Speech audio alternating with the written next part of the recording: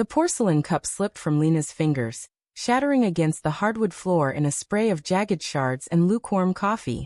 Her wide eyes locked on mine, her lips parted in a silent gasp, as if my words had sliced through her chest. Practicing for when you're gone.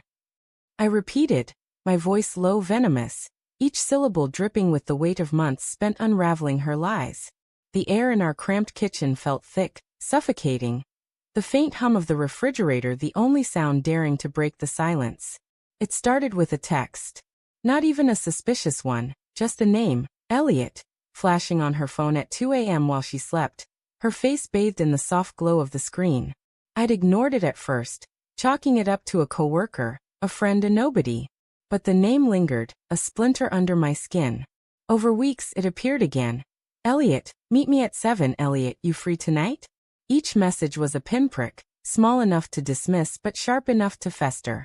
I didn't confront her. Not then. I told myself I was paranoid, that love didn't breed suspicion. But love, I learned, can blind you to the truth until it's screaming in your face. Lena's hands trembled as she knelt to gather the broken pieces of the cup, her breath hitching. James, what are you talking about? Her voice was soft, pleading, but there was a crack in it, a tremor that betrayed her. I leaned against the counter, arms crossed, my heart pounding like a war drum. The kitchen smelled of burnt toast and her lavender perfume. A scent that once comforted me, but now felt like a lie clinging to the air. Don't, I said, my tone flat, final. Don't play dumb.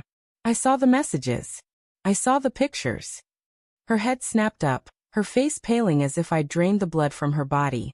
The photos weren't explicit, not damning in a courtroom sense, but they were intimate. Her and Elliot at a dimly lit bar, her hand on his arm, her smile too warm, too unguarded.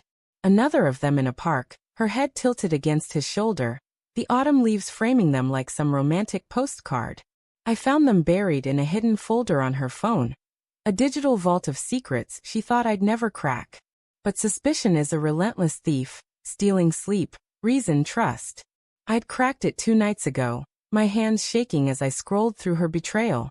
I can explain, she whispered, her voice barely audible, her fingers clutching a shard so tightly it drew a thin line of blood.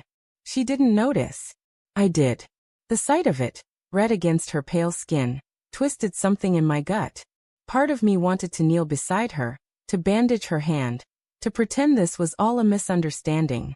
But another part, darker and louder, wanted to scream, to shatter more than just a cup. Then explain, I said, my voice cold, though inside I was unraveling. Doubt not at me. What if I was wrong? What if I'd misread the signs, turned innocent moments into a narrative of betrayal? But the signs were there, weren't they? The late nights at work, the sudden password on her phone, the way her laughter felt forced when we talked about our future.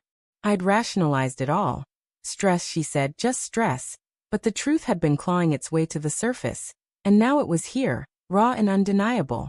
Lena stood, dropping the shard, her eyes glistening with unshed tears. Elliot's just a friend, she said, her voice steadier now, as if she'd rehearsed this. We've been working on a project together. You know how demanding my job is. Her words were plausible, polished, but they felt like a script. I wanted to believe her. God, I wanted to.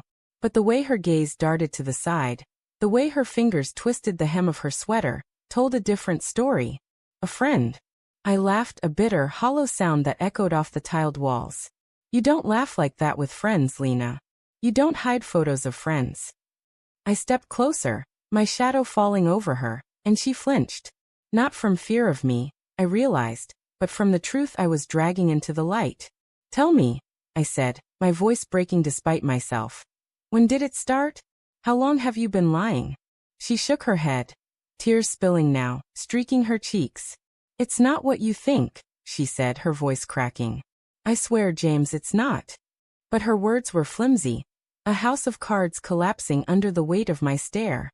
I wanted to grab her, shake her, demand the truth, but my hands stayed clenched at my sides, nails digging into my palms.